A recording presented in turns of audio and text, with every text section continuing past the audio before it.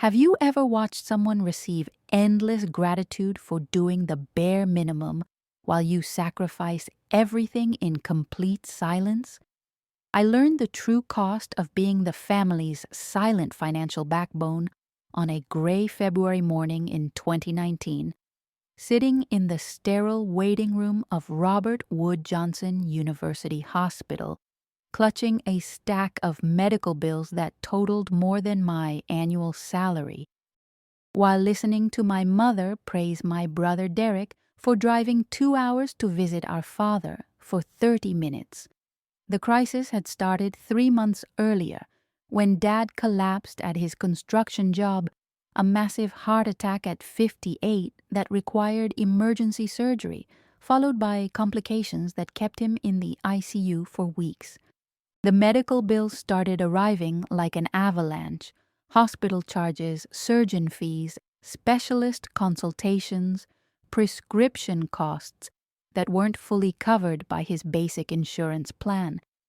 Each envelope felt heavier than the last, and somehow, without any family discussion or formal arrangement, they all ended up on my kitchen table, waiting for me to figure out how to pay them.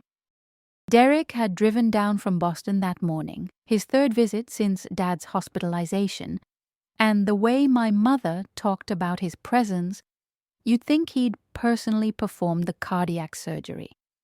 "Derek is such a good son," she kept saying to anyone who would listen: nurses, other family members in the waiting room, even strangers in the elevator. "He took time off from his busy schedule to be here with his father. He's been so supportive during this whole ordeal." Her voice carried that particular pride that mothers reserve for children who meet their expectations, the kind of recognition I'd been craving my entire 28 years. I sat there in my First National Bank uniform, having rushed over during my lunch break to drop off another payment to the hospital's billing department, watching Derek hold court in the family lounge. He looked polished and successful in his expensive suit, talking about his marketing job in Boston, his new apartment in Back Bay, his weekend plans with friends that sounded like they came from a lifestyle magazine. Every 15 minutes or so, he'd check his phone and mention how he really needed to get back on the road soon because he had important meetings the next day. The contrast was stark enough to make my chest ache. Derek's 3 brief visits over 3 months had earned him the title of devoted son and endless appreciation from our extended family. Meanwhile, I'd been quietly liquidating my modest savings account, working double shifts at the bank, and picking up every available babysitting job to cover the $847 weekly payment plan I'd arranged with the hospital's financial office. But somehow, my financial sacrifice was invisible, treated as simply what Reese does rather than a choice that was draining every resource I'd worked years to build. What made it even more painful was that Derek genuinely seemed to believe his visits were equivalent to my financial contributions. During one of his phone conversations with our Aunt Patricia, I heard him say, "Yeah, it's been really hard on all of us, but we're pulling together as a family. I try to get down here as often as I can to support Mom and Dad." The casual way he included himself in our collective effort, as if driving 2 hours occasionally was comparable to reorganizing my entire financial life around Dad's medical crisis, made me want to scream. But the moment that broke something inside me happened during Derek's latest visit, when Dad was finally moved out of the ICU to a regular room. The improvement in his condition had lifted everyone's spirits, and Derek was basking in the attention that came with being the son who'd shown up during a good news moment. Dad, still weak but alert, kept thanking Derek for being there, telling him how much his visits meant, how proud he was to have such a dedicated son who made time for family despite his busy career. "I know it's not easy for you to keep coming down here," Dad said. his voice still hoarse from the breathing tube. "But having you here makes all the difference. You're a good man, Derek. I don't know what we'd do without your support." The words hung in the air like a benediction, and I watched Derek's face light up with the kind of satisfaction that comes from having your efforts recognized and valued by the people who matter most. I wanted to tell Dad about the medical bills stacked on my kitchen counter, about the payment plan that was eating 40% of my take-home pay, about the babysitting jobs that kept me awake until midnight most weeknights. I wanted him to know that Derek's support was measured in hours, while mine was measured in thousands of dollars and months of financial sacrifice. But something about the hospital setting, the fragility of Dad's recovery, and the family dynamics that had trained me to handle problems quietly kept me silent.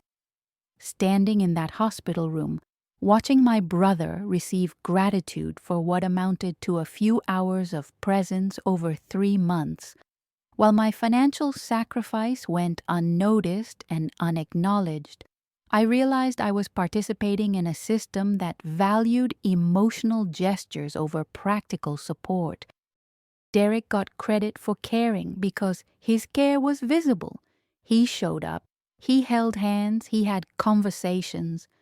My care was invisible because it happened through bank transfers and payment plans, through sleepless nights spent calculating how to cover the next medical bill without defaulting on my rent.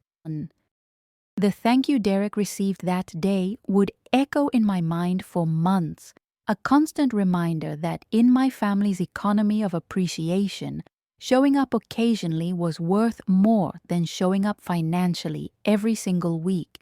I had no idea then that this imbalance would eventually force me to choose between preserving family harmony and demanding recognition for the sacrifice that was quietly keeping our father's medical care afloat. The pattern became impossible to ignore as Dad's recovery stretched into its 4th month and the medical bills continued to multiply like a financial cancer. Each time Derek made one of his brief appearances, the family group chat would light up with praise for his dedication and sacrifice. "Derek drove all the way from Boston again," my mother would post, followed by photos of him sitting beside Dad's hospital bed, looking appropriately concerned and supportive. The responses were immediate and effusive. Heart emojis from my aunts, comments about what a wonderful son he was, appreciation for his commitment during such a difficult time. Meanwhile, I was drowning in a sea of medical paperwork and payment plans that had consumed my entire financial life. The cardiac rehabilitation program alone cost $320 per week, not covered by Dad's basic insurance. The prescription medications totaled $180 monthly. The follow-up appointments with specialists ran $250 each, and there were so many of them that I'd started keeping a calendar just to track the co-pays. But somehow, none of this financial reality ever made it into the family group chat or the conversations that happened during Derek's visits. The breaking point came during Easter Sunday when Derek had driven down for what he called a special visit to spend the holiday with Dad, who was finally home but still requiring round-the-clock monitoring and expensive medical equipment. The whole extended family had gathered for dinner at my parents' house, and Derek held court at the dining room table, regaling everyone with stories about his demanding job in Boston and how difficult it was to balance his career with his commitment to being there for family during the crisis. "I've had to turn down some important projects," he said, cutting into the ham my mother had prepared. "But family comes first. You can't put a price on being there when your father needs you most." The irony of that statement was so sharp it took my breath away. You can't put a price on being there, except that I had been putting a very specific price on it every single week for 4 months, and that price was exactly $847, automatically debited from my checking account every Friday afternoon. I sat there pushing green bean casserole around my plate, mentally calculating that Derek's sacrificed projects probably would have earned him a few $1,000s in additional income, while my actual financial sacrifice had already exceeded $13,000 and was climbing every week. But somehow, his theoretical lost income was treated as evidence of his devotion, while my very real financial contribution was treated as invisible background noise that didn't warrant discussion or acknowledgement. The conversation that finally broke me happened after dessert, when my Aunt Carol started talking about how proud she was of both her nephews for the different ways they'd supported the family during this crisis. "Derek has been such a rock," she said, her voice warm with admiration. "Driving all that way whenever he can to spend time with your father. And Reese, you've been so helpful too, running errands and handling all the little details that need attention." Little details. 4 months of medical bills that had decimated my savings and required me to work every available overtime shift were characterized as little details. That night, after everyone had gone home and Derek had driven back to Boston with another round of family gratitude ringing in his ears, I sat at my kitchen table surrounded by the latest batch of medical bills and did something I'd been avoiding. I calculated the total amount I'd paid toward Dad's medical care since the crisis began. The number stared back at me from my calculator like an accusation: $18,347. $18,000 of my income, earned at $14.50 per hour behind a bank counter, quietly transferred to keep Dad's medical care afloat while Derek got praised for spending a few hours in traffic. But it wasn't just the money that was eating away at me. It was the complete invisibility of my sacrifice compared to the high visibility of Derek's minimal effort. His 3-hour drive from Boston was treated as evidence of his deep commitment to family, while my financial commitment was so automatic and unremarked upon that most of the family probably didn't even know it was happening. I was funding Dad's recovery, and Derek was getting the credit for caring about it. The wake-up call I didn't know I needed came the following Tuesday, when I received a call from the hospital billing department asking if I wanted to increase my weekly payment to $950 to help cover some additional charges that had been processed. The casualness of the request, as if absorbing another $100 per week was no big deal, made me realize that I'd trained everyone, including the medical billing staff, to treat my financial sacrifice as unlimited and automatic. For the first time since this crisis began, I heard myself say the word I'd been too afraid to use: no. I couldn't increase the payments without taking on credit card debt or asking for help, and I was finally ready to admit that this arrangement had become unsustainable. More importantly, I was ready to stop protecting everyone else's comfort by absorbing all the financial stress myself. The moment of reckoning arrived on a Thursday morning in June 2019, delivered through a phone call that would force me to confront the unsustainable reality I'd been living with for 6 months. I was at my desk at First National Bank processing a routine deposit for a customer when my phone buzzed with a call from Robert Wood Johnson Hospital's billing department, a number I'd memorized and learned to dread. "Miss Montgomery," the billing coordinator said in that professional tone that somehow managed to be both sympathetic and inflexible, "we need to discuss your father, Robert Montgomery's account. There's been a significant addition to his outstanding balance, and we need to revise your payment arrangement." My hands went cold around the phone as she continued. The total outstanding amount is now $31,947, and we'll need to increase your weekly payments to $200 to maintain the current timeline. $31,000. The number hit me like a physical blow made worse by the casual assumption that I would simply absorb this increase like I'd absorbed every other financial demand over the past 6 months. $1,200 per week represented nearly my entire take-home pay, leaving me with roughly $150 for rent, groceries, and every other expense that constituted my actual life. The billing coordinator waited patiently for my response, as if she were asking me to confirm my address rather than commit financial suicide. "I can't pay that much," I said, my voice barely above a whisper. The admission felt like failure, even though any rational person would recognize that covering someone else's medical bills at the expense of your own basic needs wasn't sustainable or reasonable. "I'm already paying everything I can afford." "What are the other options?" The other options, it turned out, were limited and grim. Dad could apply for financial hardship assistance, which might reduce the total by 20% if approved. The family could explore medical loans with interest rates that would make the debt even more expensive over time. Or, the coordinator suggested, with practiced neutrality, other family members could contribute to the payment plan to distribute the burden more equitably. Other family members.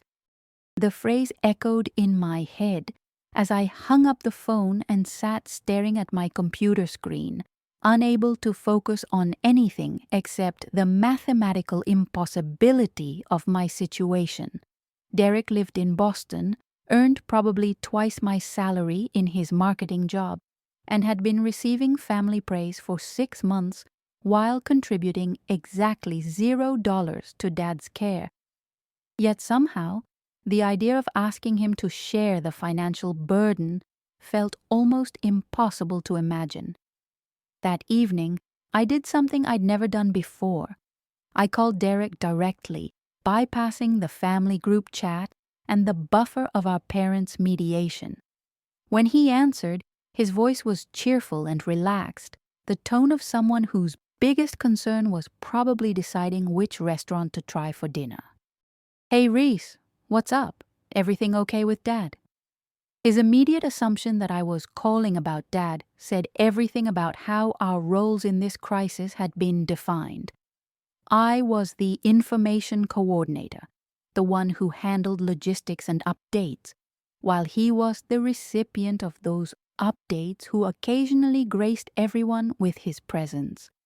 "Actually, I need to talk to you about Dad's medical bills," I said, surprised by how steady my voice sounded.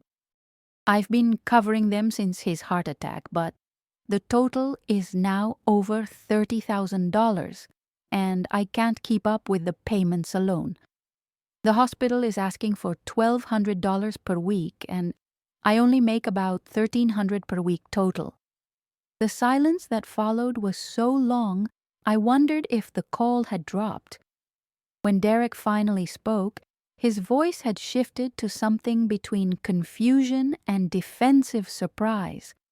"Wait, what do you mean you've been covering his medical bills? I thought insurance was handling most of it." The question revealed how completely disconnected he'd been from the financial reality of Dad's crisis.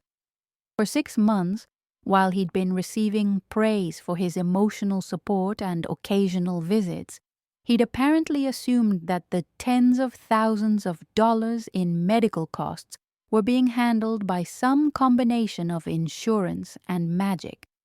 The fact that I'd been quietly liquidating my financial life to keep Dad's care afloat had never occurred to him because it had never been mentioned in any of the conversations that happened during his visits. "Insurance covered maybe 40%, I explained, feeling exhausted by the need to spell out what should have been obvious. "I've been paying the rest, nearly $20,000 so far, plus the weekly payment plans for ongoing costs. I've spent my entire savings and I'm working every available overtime shift just to keep current. Jesus, Reese, why didn't you say anything earlier? I had no idea you were dealing with all of that. His shock seemed genuine, which somehow made it worse. For 6 months, the family had been celebrating his presence while my financial sacrifice remained so invisible that even the person who should have been sharing the burden didn't know it existed. That phone call became the beginning of the most difficult conversation our family had ever had, because it forced everyone to confront the reality that had been hidden behind my quiet competence and Derek's visible gestures. The recognition I'd been craving wasn't just about gratitude. It was about acknowledging that financial sacrifice during a medical crisis was just as meaningful as emotional support and infinitely more expensive. The family meeting that followed my phone call with Derek was unlike anything we'd ever experienced, brutal in its honesty and devastating in its revelations.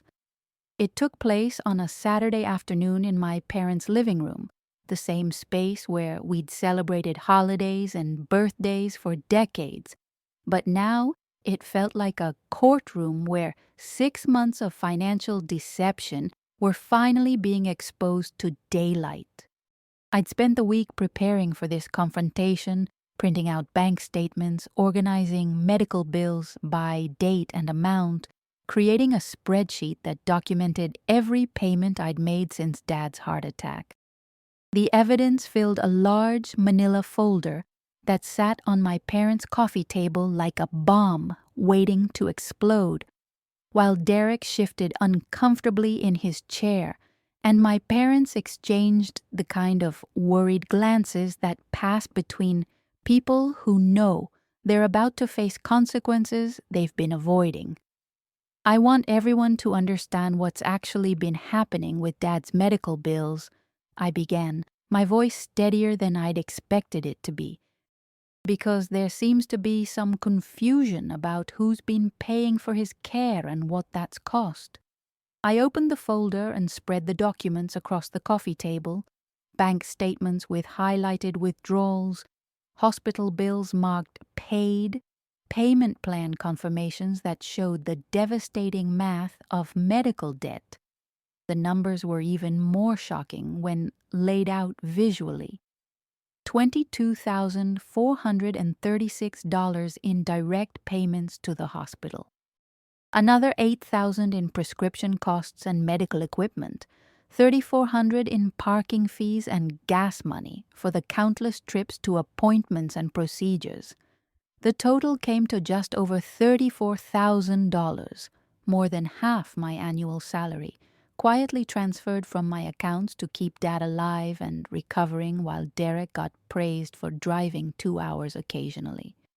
Jesus Christ, Reese, my father whispered, his face going pale as he picked up one of the bank statements. I had no idea you were paying all of this. Why didn't you tell us? His shock seemed genuine, but it also revealed how completely he disconnected from the financial reality of his own medical crisis. For 6 months, he'd been focused on recovery while someone else handled the devastating cost of keeping him alive, and somehow that someone else had remained invisible even to the person benefiting from her sacrifice. Derek's reaction was more complex, a mixture of guilt, defensiveness, and what looked like genuine surprise. I thought insurance covered most of this stuff, he said, his voice smaller than I'd heard it since he was a teenager. When you never mentioned money problems, I assumed everything was under control financially. I've been trying to provide emotional support because I thought that's what the family needed. Emotional support? I repeated, the phrase tasting bitter in my mouth. Derek, you've visited 12 times in 6 months, stayed an average of 2 hours each visit, and gotten endless praise from the entire family for your dedication and sacrifice. I've made over 40 trips to the hospital, spent hundreds of hours dealing with insurance companies and billing departments, and liquidated my entire financial life to keep Dad's care afloat. But somehow, your 2-hour visits are treated as heroic, while my financial sacrifice is treated as invisible. The silence that followed was deafening. Mom's eyes filled with tears as she began to understand the magnitude of what I'd been carrying alone, while Dad stared at the medical bills with the expression of someone seeing his own crisis clearly for the first time.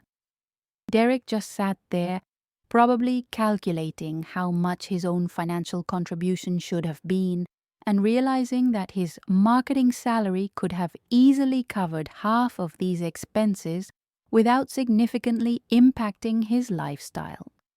"Reese, honey, we're so sorry," Mom finally said, her voice breaking. "We should have asked how you were managing all of this. We should have made sure Derek was helping financially instead of just assuming you had it handled." Her apology was genuine, but it also revealed how completely my family had trained themselves to take my problem-solving capabilities for granted. When medical bills arrived, they went to Reese. When payments needed to be made, Reese figured it out. My competence had become their excuse for not taking responsibility. The confrontation that followed was messy and painful, filled with accusations and justifications that had been building for months. Derek defended his emotional contributions while simultaneously acknowledging that he should have been contributing financially. Mom and Dad apologized repeatedly while trying to explain why they'd never asked about the money. But underneath all the emotion and defensiveness was a simple, devastating truth. My family had created a system where visible gestures received recognition, while invisible sacrifice received nothing, and they'd maintained that system because it was convenient for everyone except me. "From now on," I said, gathering up the papers and putting them back in the folder, "Derek pays half of any new medical expenses, and we split the existing payment plan 50-50. If he can't afford that, then he can explain to the billing department why his 2-hour visits should be valued more than my financial sacrifice." My voice was calm, but my hands were shaking with the adrenaline that comes from finally standing up for yourself after months of being taken for granted. The room fell silent again, but this time it was the silence of people who knew that everything had changed, and there was no going back to the comfortable arrangement where one person absorbed all the financial burden while everyone else got credit for caring. 5 years later, I'm writing this from my own apartment. Not the cramped studio I was living in during Dad's medical crisis, but a spacious 2-bedroom place that I could afford once I stopped subsidizing other people's emergencies while living on ramen noodles myself. The financial recovery took time, but the emotional transformation happened almost immediately once I learned to value my own contributions as much as I valued everyone else's comfort. The immediate aftermath of that family meeting was awkward and sometimes painful, but it was also liberating in ways I hadn't expected. Derek started contributing $600 per week to Dad's medical expenses, which cut my burden in half and allowed me to start rebuilding my savings account. More importantly, the family dynamic shifted once my financial sacrifice became visible. The group chat started acknowledging my contributions alongside Derek's visits, and suddenly my practical support was treated as valuable as his emotional presence. Dad's recovery continued steadily, and as his health improved, so did the family's understanding of what I'd sacrificed during those critical months.